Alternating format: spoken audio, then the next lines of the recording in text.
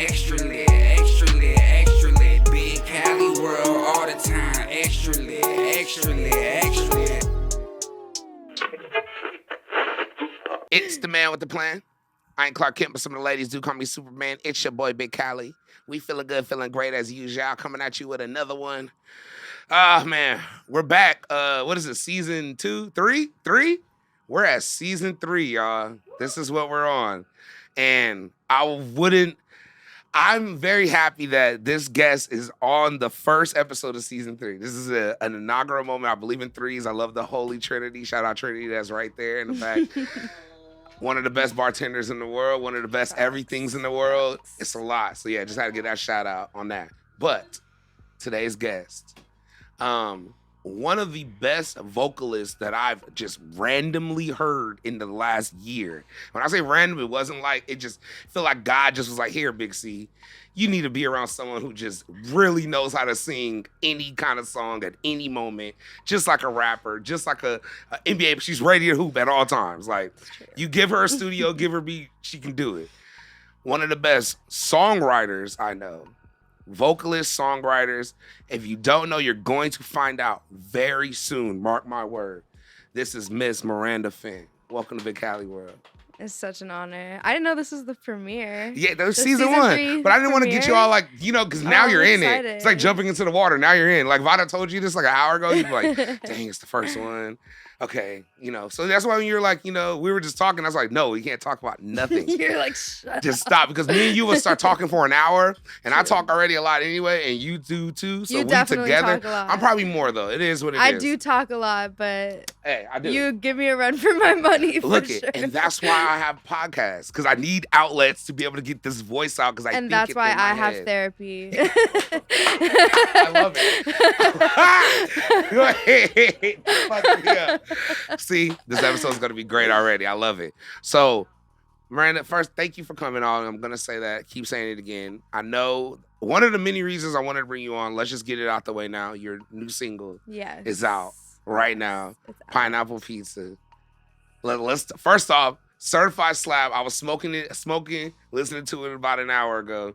Vibing out, and then she pulled up, and I was like, "Dang, I don't want to like randomly just like listen to your song in front of you," because I grew up around a lot of artists, and some artists like, "Yo, don't be playing my shit." Like, if they don't want to like listen to their music in front of, like, it's like weird. Like, I don't think I'm at that point yet. Like, I don't think I can be at that point yet. Soon, it's gonna happen. When I'm hearing it everywhere, like, I got you. Then I'll be like, "Don't play my song in front of me." I love it. But for now, I'm like, I was just saying the other day, like, this is probably like one of the only songs that I feel like I've just never gotten sick of. I don't know what it is about the song. It's just like bouncy and fun, It is. I feel like, I've written some songs that are just like super emotional, and after hearing them a certain amount of times, I'm like, it's exhausting. Like, I can't listen to it again. Right. But this song, like, I probably already heard it like, I don't know, a total of like 600 times over the time I've spent writing it, recording it, promoting it, doing all the things, especially like making all these TikTok videos to promote it. And I've been seeing them. Yeah. You've been going hard. So I've been listening to it a lot. Is this your first time doing that kind of marketing plan of actually doing it, or have you always been doing like Vines, TikTok? I don't know, like how far you go into social media. I haven't. I'm so negatively affected by social media, and I'm so like aware of it. Like, I have a lot of friends that are like, social media is so bad for me, but like, here I am scrolling through Instagram again. Like, like they don't care. Like, I don't know, not that they don't care, but like, it's like a functioning addiction kind of thing. Facts. Where for me, it's people like, I hate it, I can't do it, but be on it all day. They're like, oh, I know it's horrible, but they still tweet about how much do they hate it. social media. Right. But like, I genuinely like don't enjoy it. Like, I don't enjoy spending time on social media personally. Yeah. I don't enjoy like taking photo and video documentation of everything I do all the time. So like, for me to but be you're posting, so good at it. I'm not. I don't feel like I am. Maybe if you think I'm good at it and that's what you're getting from your screen, then I'm doing a good job, I guess. But like, it's definitely something that I have to push myself for very hard. Like, very hard. Every day, it's like that moment where I'm like, oh, I need to post something. Like, it's just difficult for me. I'm an artist. Like, I'm not meant to be like making these videos, like talking about the same shit every day. Like that's just not what I'm meant it's to funny. do, So many artists have that. I don't even want to call it an issue because that's why I have podcasts, because I love having artists come just to be able to have a place to like, all right, I'm gonna talk about everything and this should work. Like I should be able to be on this platform, talk about this. I give my message out. You hear what I'm about, and that's it. Because I really don't enjoy every day updating you on the whole. I'd rather just knock out songs, be in the lab, and perform. Yeah. You know what we call that? The perfect life. And that doesn't really happen a lot because it's not always anymore. stuff. It not does, anymore. especially now. Like imagine you, like even back, I always think like back in the 70s, this 80s, 90s, they didn't have none of. Exactly. That's what I was going to say. It was like it's interview to interview. The fans want to know what you're up to. It's like you got to, I don't know, be in the newspaper, be on someone's like late night show or something. Yeah, and because that's it was only like that's it. It was like promo month. It was like create a record. That was like you could literally seclude yourself. Then you do like the talk show. Then you do the talk show run. Or radio shows. Yep. And then you tour. And then you have a break. And then you do the process over again. Now it's like, do the same all that plus 24/7 document everything the whole time. That's why you know people. It's exhausting. It is a lot, but it's necessary, and I love what you're doing because it's funny. I always tell people it's crazy how like even though you don't want to do it, that is what successful people do. That's the difference between successful people and unsuccessful people. Successful people do the things that unsuccessful people just don't want to do, and they even like can't do because everyone can. Everyone has the 24 hours, you know? You're using yours the right way because I know about pineapple pizza at least 3 to 4 times a day in the last 2-3 weeks. And not in an annoying way, like in a, oh, okay, I'm about to slap this. Because you're like, hey, do you fuck with this? Do you like this? Fuck with this song. It's lit. It's like a cool little, then you go right into the slap. So I love it, man. So talk about the song, how you made it, who you worked with, who was the producer, like. Yeah, for sure. All that, man. I want to know, man. So for this song, the backstory of how I met the producer is very interesting because I need it. My family is Jewish and you know, like Jewish education has always been really important to my parents and like where'd you grow up at? Raising me and my brothers. Where's your family from? My dad grew up here. My mom grew up in Cincinnati. Where's here? LA? Here in LA. My mom was born in Cincinnati, grew up in Florida. So, and then they met in New York when they were both living there, moved here, had my 2 brothers. We all grown up here. So you're from LA? Well, I was born in New York, but I moved to LA when I was like 2. So I'm from LA. I love how you covered all of the United States before you were 2 already. Like you started there and you're like, all right, let's just knock this out, let you get a vibe on this, and then we're just going to raise you here. That's lit. Right. Did you ever go back to New York and live, or did you always live out here? When I was leaving for college, because I graduated high school 2018, I was leaving for college the following year, and I was like, dead set on going to NYU. They have this like program there for recorded music. Yeah. And that was like my dream. I toured it like 3 times and I like made this like 10-minute video with all my songs and all like clips of me talking to the camera, talking about myself. It was like literally my dream school. And then I like got deferred, which means they said maybe, and then they rejected me, and then I cried for several days. Damn. And then I got into this school in Connecticut called Wesleyan University. Okay. And shout out Wesleyan. Yes, shout out Wesleyan. I also got into UC Berkeley, so those are basically my 2 choices. Wait, you got into Berkeley? Berkeley's a fire school for music. It's a good, well, not Boston Berkeley, UC Berkeley. Oh, got you. Yeah, California Berkeley. Is it which one's isn't Berkeley? Berkeley in Boston is the music school.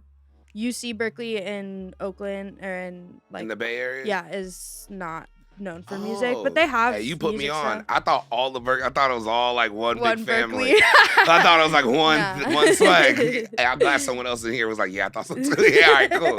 I ain't the only one. It's probably someone gonna listen to this like this dumb motherfucker. Like, how do you not know that shit? Okay, I don't know. Okay, they're spelled differently. The Boston Berkeley is spelled Lee, like, and then the LA one or the California one is Ley.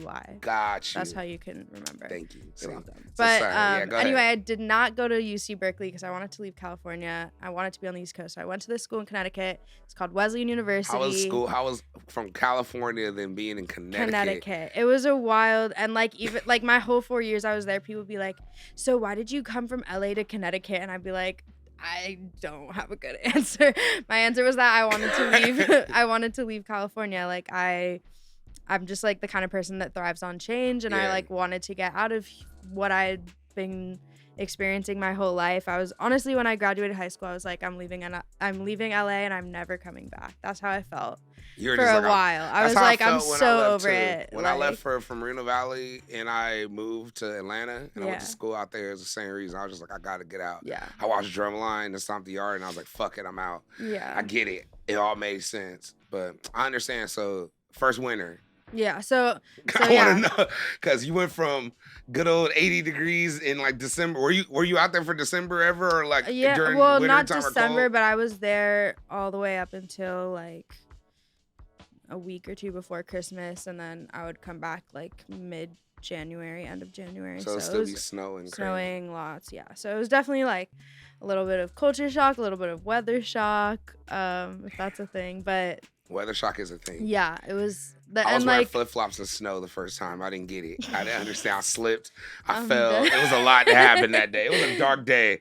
That's why I hate snow to this day. I'm like a little like, think me and snow, like I always say, if I have children, they be like, Dad, I want to go to the snow. That's why I have aunties. You know, you going to go with auntie such and such. They'll take you. I'll pay for the whole trip. I'm just not Word. going to go. Word. Just not me, you know. Hell no. Yeah. Sorry. That was me venting. I just thought about Connecticut and how cold it was. I did a show in Connecticut and it was freezing. Yeah. Great crowd, It's very though. cold. Very Great yes. people, dope vibes. Like the show was lit. I played Max B. Everybody was lit, singing it. Like it was a good time. But anyway, That sounds awesome.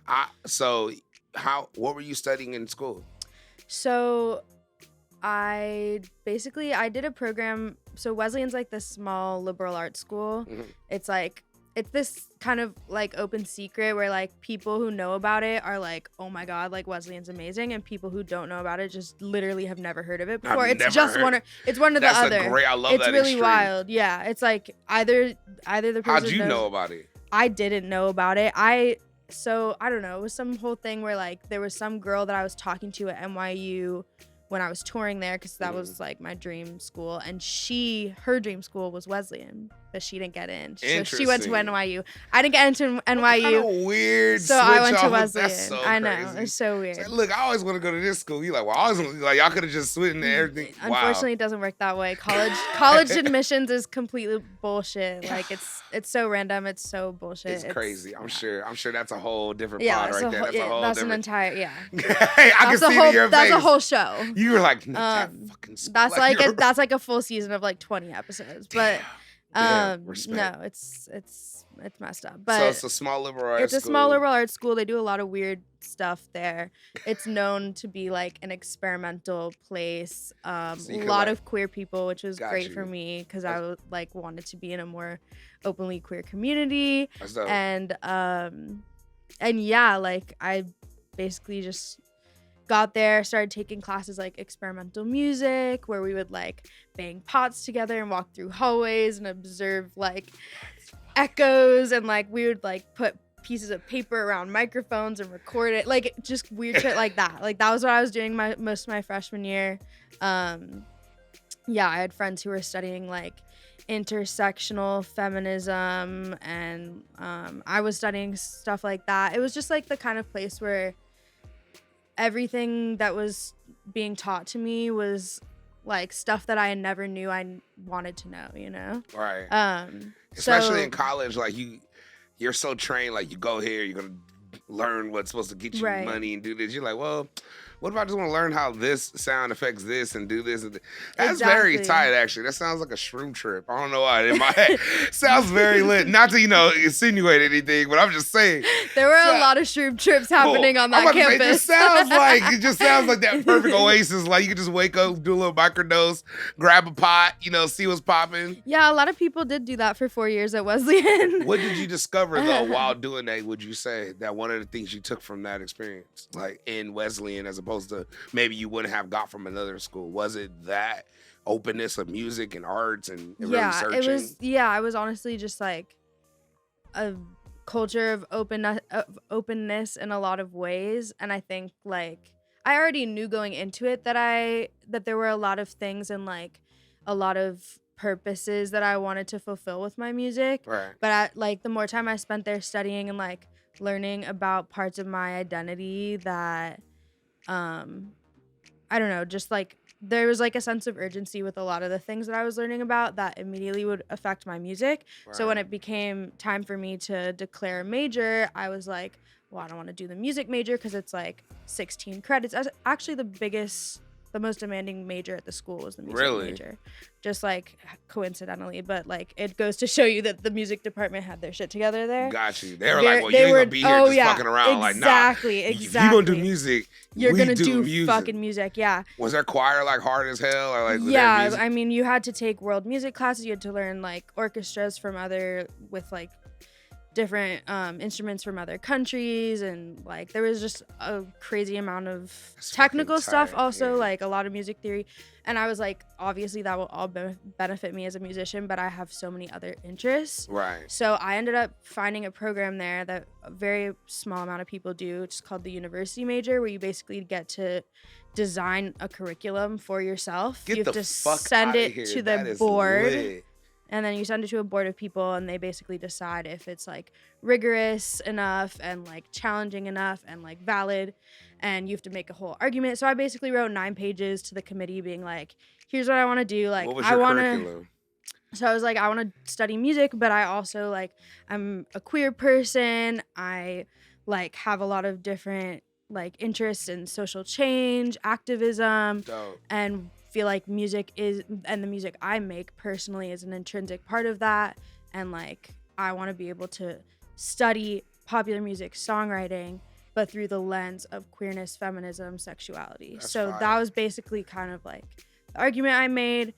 They wanted me to make a few changes. I made the changes. I got approved. So that's What my changes did they want you to make? If you They don't wanted- want, if you don't want, they I'm w- kind of curious. like, It was honestly kind of petty. They were like, this is great, but you should add an economics class because you talk about female like financial liberation. I was like, okay, fine. Like, that makes sense. I didn't Okay. even end up taking the class. Oh shit. Okay. And I like got around it because I had advisors who like supported that decision. That's tight. But yeah. So, quick question, just on a side note. So Yeah. you're saying you wanted to create a curriculum that was talking about like the fight for queer, equality, I'm sure, or just all the way around. Like, I don't want to put words in your mouth. I'm just trying to paraphrase it Yeah. here. Have you always been on that fight and always been about the liberation? Is this like, was that something you discovered in college, or was that something that you've always been on? Like I know this is an issue that I want to fight, even if, not so much that I'm a part of it so much, but so much that you knew that there was change that needed to be happening. I mean, I've always been like a very like righteous and like justice oriented person. You can hear it in your music too. You're very soulful. That's what's I'm funny. very I love talking passionate, about like yeah. the backstory of all this because your music, it's so rich and so much soul. Like it sounds. I told you sound like every soulful song I've heard in beauty shops my whole life with my mama, and I heard it. So I always was saying that. So I was like, I always was curious. Like, so I get because I hear the tones in your words. I hear how you pick certain notes, and that doesn't come from like, oh, my life is so good and beautiful and cheery. Like it must be it's something there. My life has been beautiful and good in some ways, and in other ways, yeah. I mean, but to answer your question in full, like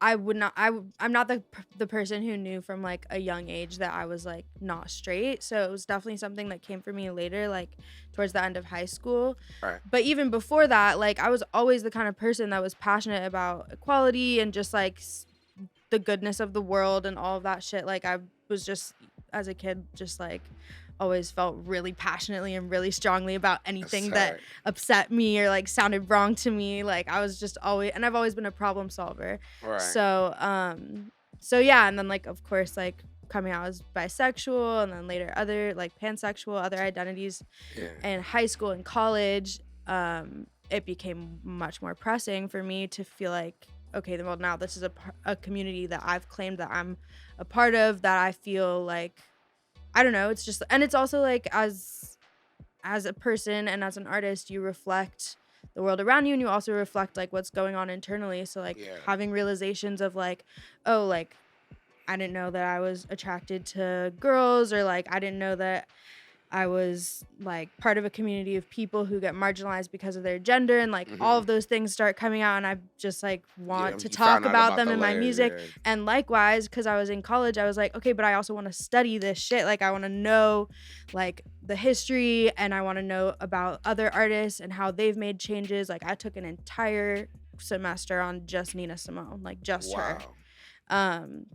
My last semester of school. Yeah. So That is deep. it was insane. And like she was bisexual, but she was I've learned a she lot was, about like- Nina over the yeah. years, but I know there's so much to even dig into. I haven't even, like, her music, we could just talk on that, but her activism, exactly what she did yeah. for pop culture, even in fact, like everything. And like, what's crazy is that like in the end, like in a lot of ways, like she did not have a safe place to come home to.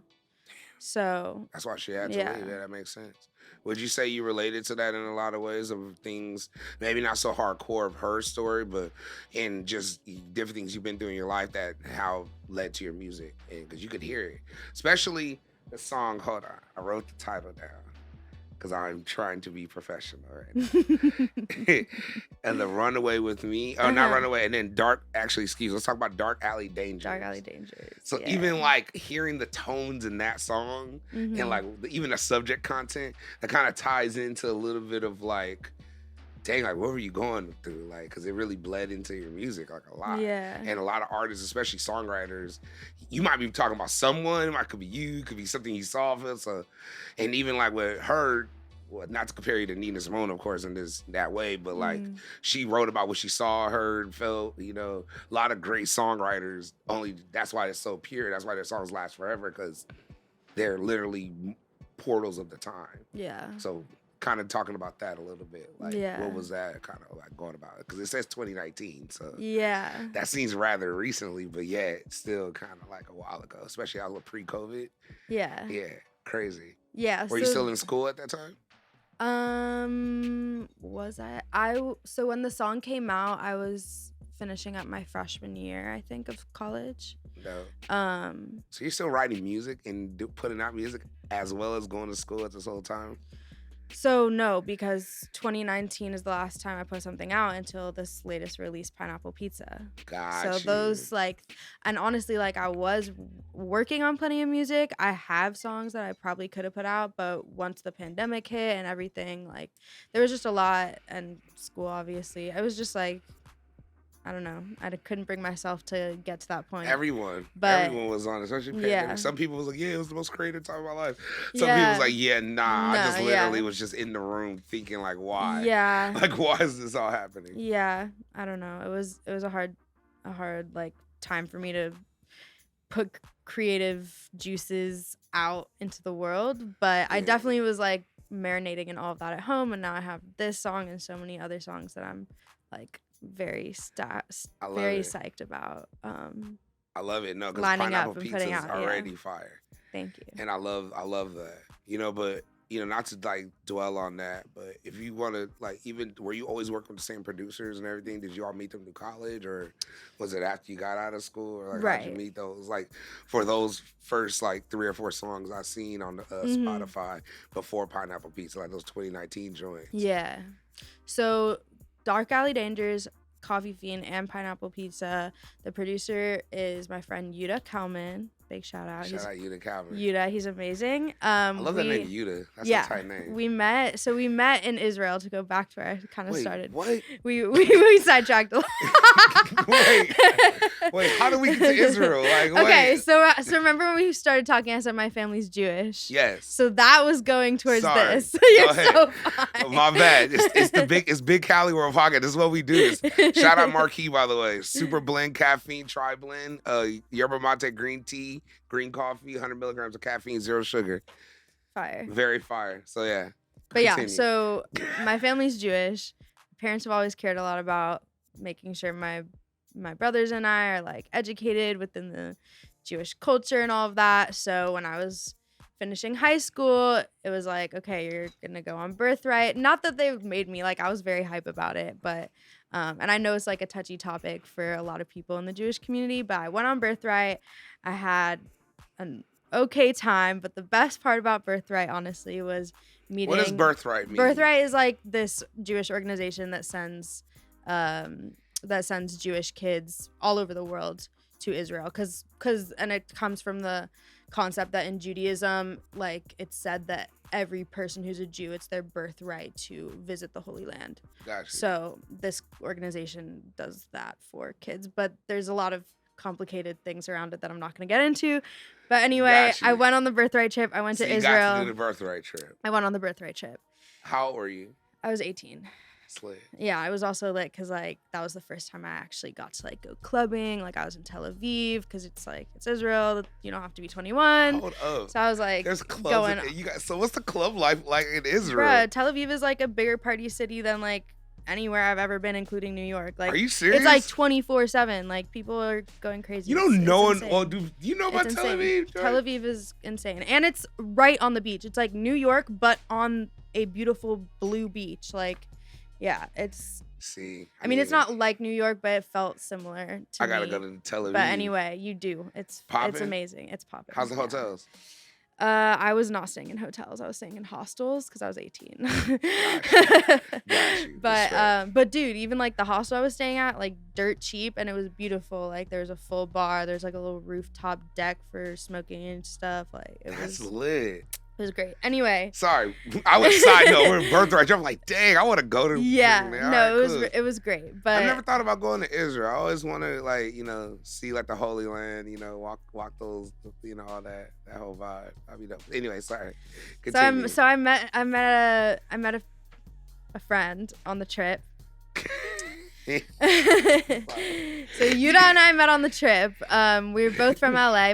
A lot of the people were from like LA, Oregon. There were a few people from other random cities, but it was mostly like West Coast kids. Were you guys like all on the same plane or like? Yeah. You go with a group. Okay, gotcha. So these are he just. was a part of that group. He just was randomly in this group. We definitely like connected on the trip. I wouldn't say we were like best buds or anything, but there was definitely a day on the trip that I was like. Talking to him, and I was like, yeah, I write music, I do this, I do that, and he was like, oh, I make beats, and like pulled up a bunch of beats, and then after the trip, he sent me a folder. I think he sent me 3 beats. Mm-hmm.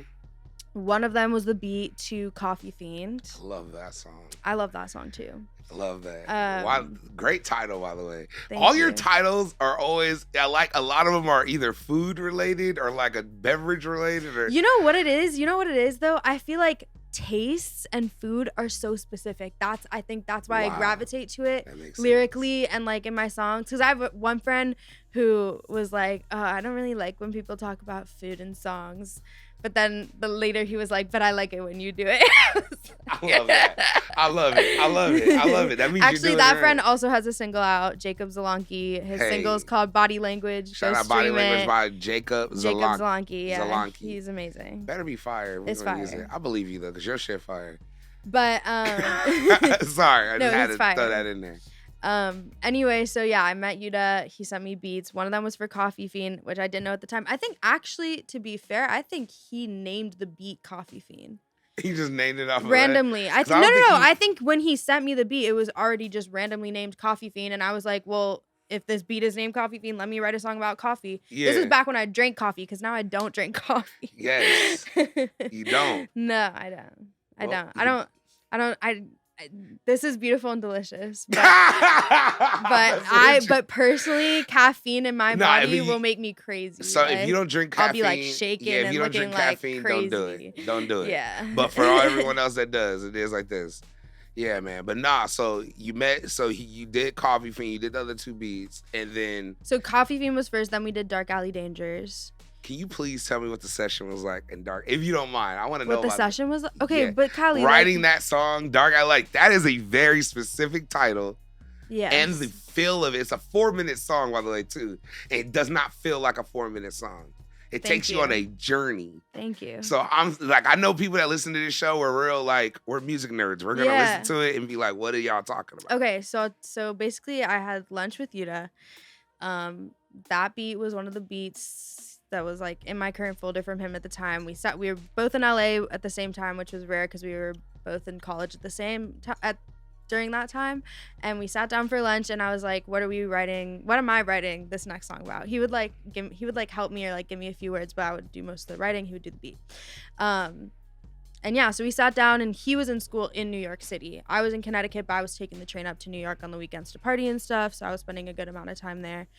And we just over lunch came up with this concept, since we both like kind of went from pre-college in LA to college on the East Coast in New York, or in my case Connecticut, and like visiting New York. But yeah, we came up with this concept of like a metaphor where LA is this like sunny, cushy like childhood where everything's just chill, which is like a little bit kind of on the surface, I would say, the childhood that I had, like there were definitely parts of it that were not pretty, but I think but a lot of it California, was. But everyone from outside of the state, especially when you're outside the state, they think California like we surf all day. It's like you know, totally, dude. Like we're here. I mean, especially when I went to the South, they used to say that all the time, like Hollywood, what's up? I bet you go outside, you see like freaking Tom Hanks just walking, like random shit. I'll be like, what the fuck? Like no, like niggas go to work. You might get cussed out before you even get gas. It's dark out there. So that's why I love the transparency of that song, because you wrote it in, not calling you this, but you wrote it in almost the eyes of a naiveness, like it almost scared you. Like, why is it like this? And it wasn't supposed to be. Yeah, so LA was like the cushy childhood, sunny thing, and then the juxtaposition was New York being the like real world, and like being like a place where that's colder, that like, which it is physically colder, and like where you just like come to terms with like things, and you see things that you don't want to see, and you go through shit that you don't want to go through. So it was kind of just like using LA and New York as metaphors, even though obviously there's ups and downs to being in both places. But that was like the basic idea. And Yuta was living in New York at the time. I was living in Connecticut, and we just like kind of went back and forth about different things. I love writing about LA. Yeah. Y'all both outside, but y'all both from there. So it's like you really get that compare and contrast. Yeah. It's very authentic. So that was how that song came to be. And like the session, honestly, like I was on a budget. Like I was booking like probably a 4-hour session. I would come in there with Yuta and maybe one friend and the beat. I would get in the booth. I would record all the vocals. I would sit with the engineer for 1 hour while he mixed and mastered everything, and then I would be out of there. Damn. That was so that's like why you both lay of those shit down songs. So quick. Yeah, probably. Both of those songs were done in 3 or 4 hour sessions. Coffee Fiend and Dark Alley Dangers. Damn. Pineapple Pizza took a year. Wow. So that's a big, because I did it all by myself in my room. So let's talk about that then. What was that process like? So you had the beat, I'm assuming. Yeah, Yuta also made that beat. Did he make it all at the same time, or were these all different times? No, these are all, I don't know when he exactly made them. But well, I mean, like definitely at different times. Did you get them all like in the same pack? No. Okay. He would literally just like text me randomly and be like, just made this beat today, send it. And he would like send me some other random one the next week. Gotcha. That's how it would be. That's lit. So he sent me the beat to Pineapple Pizza, and the beat was titled "Feeling Low," which I was like, bruh. I guess he made like a really uplifting beat because he was feeling low, right? Because I listened to the beat, I was like, but this is getting me feeling hype, like. I'm doing these albums and I'm dealing with so many producers. These motherfuckers label shit so weirdly. It'd be like Sunday 83, and I'd be like, it'd be the most darkest beat. I'd be like, what the fuck does this mean? And then it'd be a beat like Happy Days, and it'd be like the darkest beat. Then the darkest be like I Hate My Life, and it'd be like a Christian song, and it's the most beautiful thing ever. It'd be like a ballad. Like I don't get it. So trust me, I don't know. I hate going off the name. I don't even look at it no more. I'm like, fuck that name, right? Well, see, I'll pick and choose. Like with Coffee Fiend, I was like, Coffee Fiend is a dope name. Like, let me challenge myself to write a song about coffee, because that's something I had never like done before or thought of doing. Yeah. But when I saw Feeling Low, I was like, that don't make sense. I'm gonna write a happy song. This beat is like fucking like fun and light and like floaty, and yeah. So I love it. I love all those adjectives. Floaty, love. Like that's exactly what it feels like. So talk about the name though. So you just love Pineapple Pizza? I love Pineapple Pizza. I do. I do love pineapple. You know why I'm laughing? It's because Pineapple Pizza lovers is a distinct world. Like I was saying, if it was like 100% pizza, it's like 20% of y'all that really fuck with Pineapple Pizza. I feel like it's like 15. I feel like it. Oh fuck no, I was trying to be nice. I was gonna be like, it's like at least like 40%. Like okay, you're I dark. feel like it's a very polarizing thing. 30. Yo, this is my thing though, Cali. It's a very polarizing subject, and if it weren't, then it would be a big, like, it would either be like a small or a very large amount of people that say yes or no, but it's not. It's like everyone has a different answer, and that's why I'm saying, like, I think it's somewhere around 50-50. Like, I have to do my own research, but that's my speculation, because I feel like most people you ask, like, it's a very clear answer. I remember going to like sleepovers as a young child, and yeah, right. We just got that. He said just don't call it Hawaiian pizza. Do they even eat that in Hawaii? Okay, cool. Never mind. No, my engineer Jan Cam, he's from Hawaii, so he's my desert. Anytime I have any great Hawaiian question about that, like I sent you some water. It said from Hawaii, lava, volcano. I was like, I'll drop the 5 if it's really from a volcano. That'd be kind of lit. I was like, how authentic is this? He was like, it is. I was like, bet. So when I drank it, it felt like the water boy. You remember when he drank it, like Vicky Valancourt gave him a little bit of water, he like jumped back.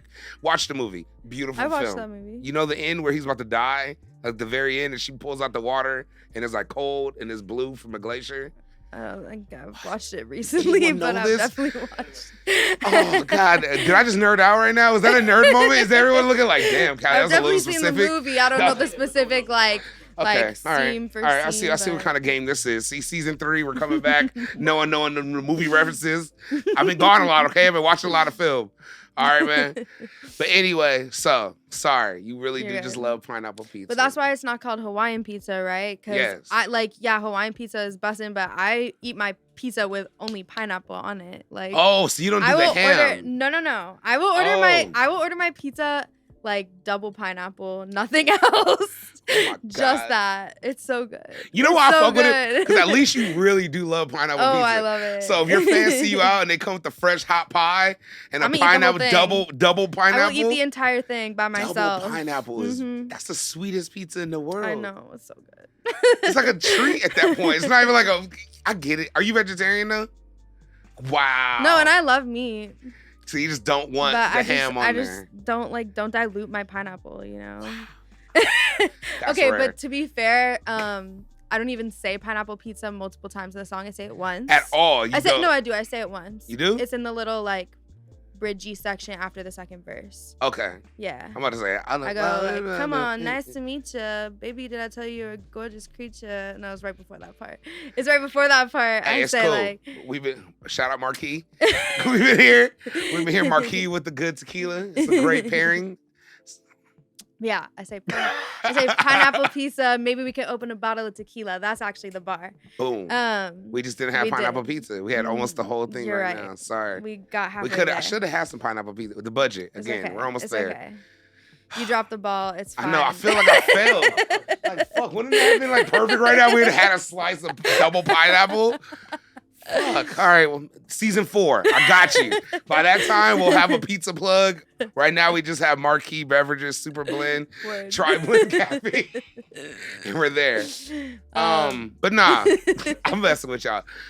Was that 3? Okay, cool. Yeah, keep that in there. We're in there. But yeah, so I don't say pineapple pizza that much in the song, but I think the fact that I did say it, like something about it just jumped out at me, and I was like, that needs to be the title. Like, Facts. Even though it's only in the song once, but I feel like there's also a lot of artists that will like title their songs something that's not in the song, and like I kind of fuck with that, because it's like if your song title is just like the like word that's repeated the most throughout the song, I mean, like sure, that's a vibe, especially if it's pop, but like I don't know. I just like to like be out of the box with it. I feel you. Outside of the pineapple pizza box. Talk your shit. We're doing great marketing right now. That was beautiful. You know, before we get out of here, I always like I have a couple more questions for you, because one of the many things I love about you not only is your music that you put out, but your songwriting ability. And as a DJ, as a producer, you know, I'm working on, you know, these projects. And we got you on for sure, Agape. We got a couple tracks on there that's coming out Valentine's Day, you know, exclusive. You can just know now it's coming. It's coming. And literally, your process of writing is so quick. It's just like a rapper. Like literally, you'll sit there and listen to it. You'll mumble some shit, and then you'll be like, "Okay, yeah, I got it." And then you just go in there. Like, do you even write down lyrics? Yeah, I always write down my lyrics. It sounds. I don't see I always it. voice memo my lyrics, hopefully before I even write them, because what'll happen is like I'll come up with a lyric or a melody. I'll go to write it down, and then by the time I finish writing it down, I forgot like one note of it, and then the whole thing is just thrown off. So it's like usually I try to get the frustration in your voice. Oh my right god, no! I'll try to get it into my voice memos immediately, even if there's like people talking or like I've been like in a bathroom. There's like toilet flushing in the background of my voice memo, and I'm just like singing a little like two lines, like. Because I don't want to forget it, you know. I feel you. And you like just go back and that moment of like divine inspiration, like sometimes never comes back. Just so like I you was need to catch explaining it. to you, You need to yeah. catch it, yeah. Because I can't explain great songwriters because like you literally make something out of nothing. Like literally you just listen to a beat and then all of a sudden just like a melody comes to you, then the words come and boom. And I know it sounds like stupid, like people you're talking about songwriting, but when you do it on a fast rate where it's like you're not in there. I've been in sessions where no names, but artists take hours for a verse, hours for a hook. You literally will write a hook while you're freaking on the phone, and you'll walk around and you'll give a verse if I need a verse. You're like, yeah, you got it. Then you'll work on your shit. So where did that process come from? How were you always that quick? Was it just so many times of you renting out studio time that you're just like, fuck it, I gotta get quick at this shit? Cause like who helped you along that process to get that way? I don't think I've ever had anyone coach me on songwriting, to be honest. Like I've been writing songs since I was like I just naturally started writing songs when I was like 5 years old. I'd be like, Johnny doesn't like me, I'm so sad. That's deep. So you've always been a songwriter, just naturally always been actually music. I was gonna say actually I don't even think I was writing songs about boys. Like I was writing shit in like first grade, like the sky is so gray, I'm so sad. I don't know, moody shit, but damn.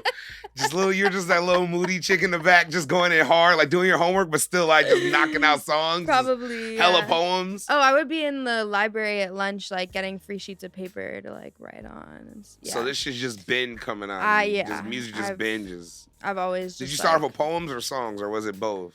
I think I was writing songs before. I definitely wrote poems, obviously. Yeah, I'm sure. Every moody child who's a songwriter wrote poems. Trust me, I think it comes with the process. I think it's like you gotta write a couple poems just to knock it out, and then you do the song structure from that. Yeah, and you learn no, but I think I was writing songs first. I also like would go to summer camp where you would have to like come up with parody songs to like compete in your like group activities. Yeah. Like you'd be like I was like on the, jingles and stuff like that. Yeah, well kind of. Like I was on the alligator bus for the summer camp that I went to as a kid, and we had to write these like we had to make up like silly like songs about alligators. So this is lit. I was These like, are great. I was writing like parodies to Katy Perry songs, but about alligators.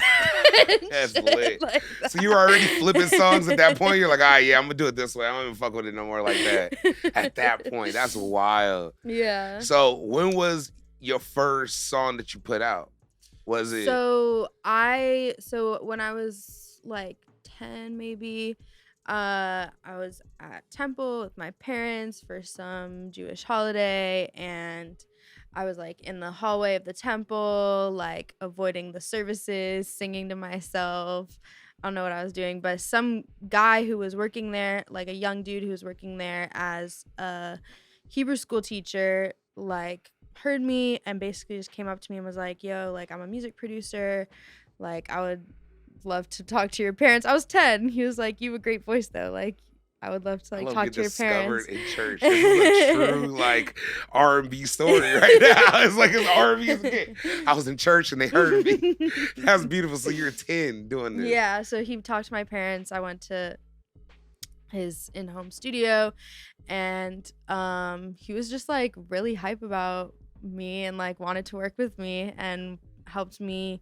He like co-wrote this 5-song EP with me, and I put that out in 2011. It's now wiped from the internet. Don't look for it. I was about to say, you need this EP. It's wiped. It's wiped. Damn, okay. Actually, I'll give you a private link. Yes. But I it's need mostly gone.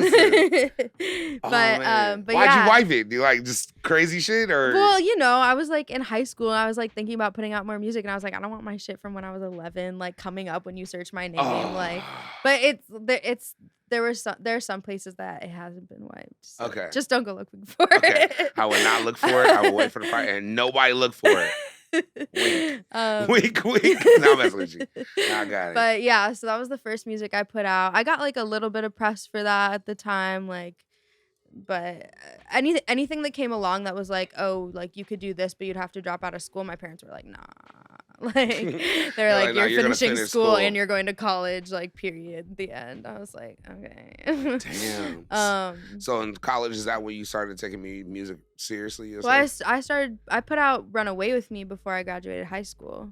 Damn. So. And that song's fire too. Yeah. I like that song. Talk Yeah. about that process. What was that like? That process, I think I met two producers who were living in Burbank or working out of Burbank at the time, which is where I went to high school. Mhm. I went to the Glee School in Burbank. Oh wow. John Burroughs. Yeah, you're there. So I was there 40 hours a week, all 4 years of high school, singing and dancing my little butt off. Damn.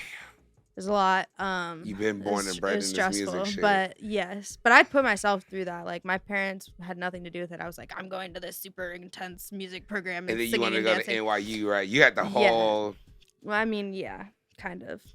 The thing about that program was like, even though I learned so much and I like got all of this practice being on stage and learned how to work a crowd and have stage presence and dance and all this shit, it was like the amount of time, especially for a high school student, that took up. Like I barely had time to do anything else. So did you have like prom and all that? It was like stuff? varsity choir, basically. Did you have prom? Yeah, all I that had stuff? prom and but all like that, barely. Like that was like your one fun activity. No, I mean no. To be fair, like there was plenty of fun things, but a lot of it was in choir. Like we were Gotcha. traveling together, we were performing. Like we would Gotcha. we would do competitions on the other side of the country and stuff. But Yeah. like, yeah. But anyway, so I put "Run Away with Me" out towards the end of high school. I might have even been the summer after. I think it was before I graduated high school.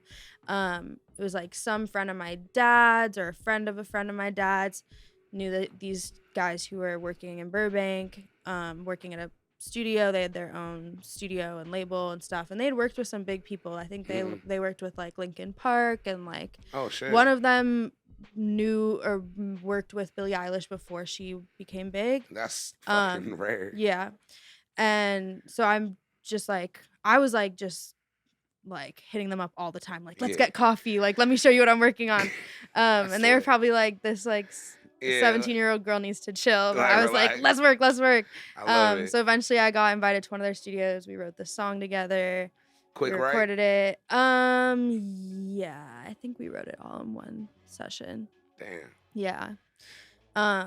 Was your songwriting skills as it was then? Like, have you always been a quick writer and good? Well, or the thing is, did like, you learn I from them? co-wrote that with them. Like, they were Wow. very much sitting next to me being like, let's do this. And, like, I don't really co-write with people very often currently. Not that I'm not open to it. I would love to. Yeah. But, like, I don't know. Just, like, since being at Knockhouse and, like, working, like, Yeah. since being back from college, I don't know. It is faster. Like, it's Yeah. a lot faster for me to sit down and bang out a song by myself because I'm only consulting with myself. And if Right. I'm consulting with two other people, it's obviously, like, A whole more thing. opinions. Right. But regardless, we did like sit down and write that song in one session, I'm pretty sure.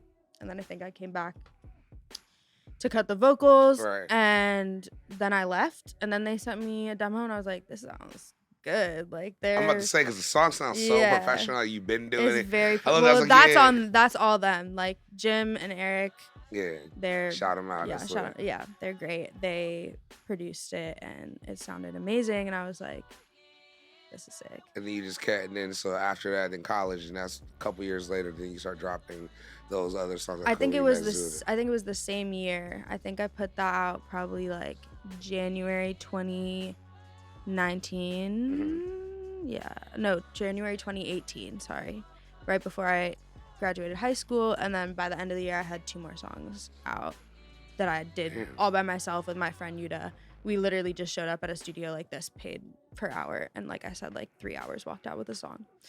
So that's how those other 2 were made. So it was a very different process for those 3. And then Pineapple Pizza, I literally was just like, I think there was a point during or after COVID really was at its height where I was just like, I need to make something. Like I have to because I had songs written, but I was Yeah. just hadn't been Just able to didn't get have it. myself Right. to set up my little mic, my Behringer in my room, in my closet, clear out my sweaters, Damn. and like put my little AKG on the shelf and like literally recorded that in my bedroom.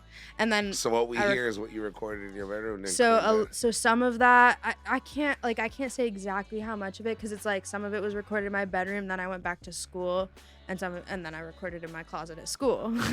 Got you. Even though we have studios at my university, but So you didn't record that here? no. That is crazy. So all that I started recording that last summer, like over a year ago. Pineapple Pizza. It was just a slow process for me because it was the first time I had ever cut all my own vocals, comped all my own vocals, found a producer to send them to, paid for it. Like, it was just a lot. An engineer. Shit. I didn't know that. Yeah, That's so fire. that was definitely like the longest it's ever taken me to do a song. So- Like now, even now, just being here, like if I have someone who can help me record, even if I don't, like it's just a quicker process when I have access to all of this, to the people and the equipment. That's you know? why you're gonna have it, but nah, trust me, because I know you're gonna have way more shit coming out soon. We have you here at Knockhouse, so you know we're gonna pump out these singles. It's gonna be a beautiful thing for sure. Before we get out of here, what advice would you say? I don't really like to say advice, or like, what word would you say for maybe the next young artist that's in college?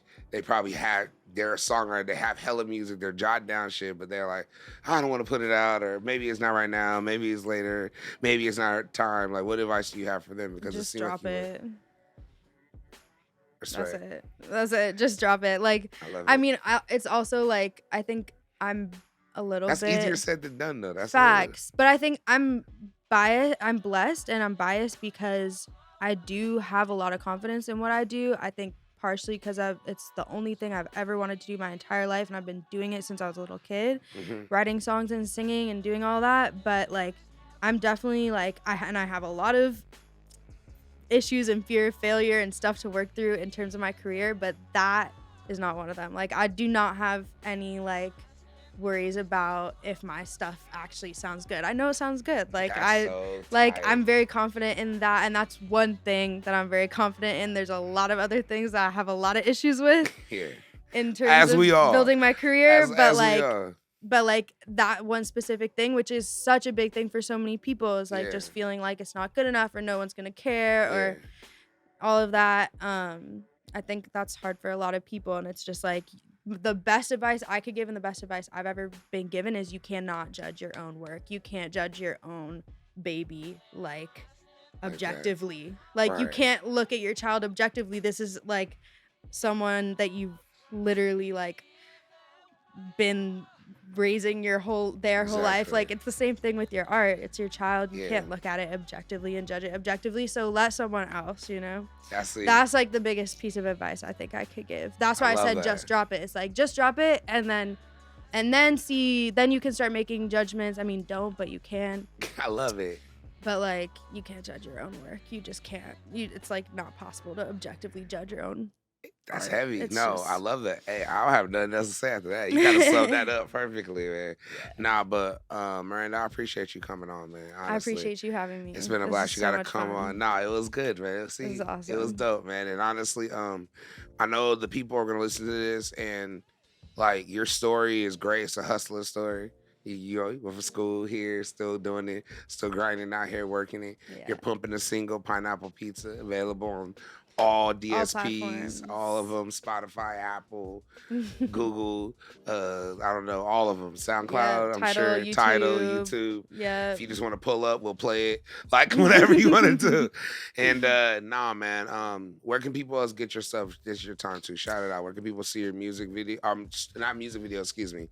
Hear your music, see your stuff, you know, social medias, all that good stuff. Yeah, my Instagram and TikTok is Miranda Fin Music. Fin with 2 N's, so MIRANDAFINN Music. I love it.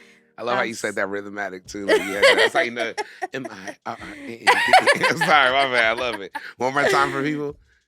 MIRANDAFINN, Miranda Fin Music, on all platforms. I have a few old videos up on YouTube if you're trying to stalk me. You can't say it like that. If you really just want to see, you know, I guess you can go on my YouTube. No, we got some new stuff coming in hot. We were talking about videos earlier. You're like, man, come on, man. I'm still just trying to get this music together. But yeah, it's going to happen. When you drop the video, you can come back. We'll talk about okay. you doing your videos and getting that out. That could be next. Sick. But right now, the songs is coming out. The Yeah. slaps is coming out. Great songwriter. Hit her up. If you collabs, writing, Yes, always. anything you need, go through the music. She could do it all. I've had her in hood ass sessions. I've had her in sessions with none but women, and it's all vibes. She could adaptable, chameleon, and literally one of the best in the game. I love her voice, love her writing. Miranda Fin, thank you so much for coming on the show. Honestly, I appreciate it. And for this podcast, go to BigCaliWorld.com. YouTube channels Big Cali World. Subscribe. Rate, review, tell a friend, tell your mother, tell your, your baby mama, just be like, yo, watch this. It's kind of funny. It might calm you down. Something. I don't know.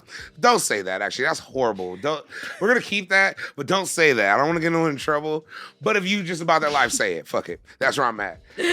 Also, for all your podcast needs, go to productiveculture.com/podcast and how did you hear about a section? Put in Argoon Radio, Big Cali World, Big Cali told me. And you'll get that special rate on all your podcast needs, audio and visual. For all your studio needs in Los Angeles, downtown, go to Knockhouse Recording Studios. You see what we on right here? Yes, sir. Knockhouse Studios. We got 3 rooms. We just remodeled. It looks amazing in here. Shout out the team. Shout out Gerald. Shout out John. Shout out everybody that did it. It looks immaculate in here. So come get your time now. Go to Knockhouse LA. On Instagram, hit us up, book your time, get your slots. We got the best deals in LA, you dig me, with the best sounds. And I think that about ends it. Did I pay and don't forget, Marquee. Nah, real talk, Marquee is a company I work with now. I love this brand. It's really good. It's a tri-blend caffeine, like I said. I drink yerba mates for a long time, but it always had so much sugar. This is 0 sugar, 0 calories, 100 milligrams of caffeine. It's the same amount as an 8-ounce cup of coffee. So literally, it's good. You can drink 4 of these. You're still under the FDA regulation. I looked at it. I hope every camera saw that. But and it works great with alcohol, as you can see. So cheers to that. Shout out Marquee. It's the man with the plan. I ain't Clark Kent, but some of the ladies do call me Superman. It's your boy, Big Cali. Once again, Miranda, thank you so much for coming on the show, honestly. And we out of here. Let's go. Big Cali World, all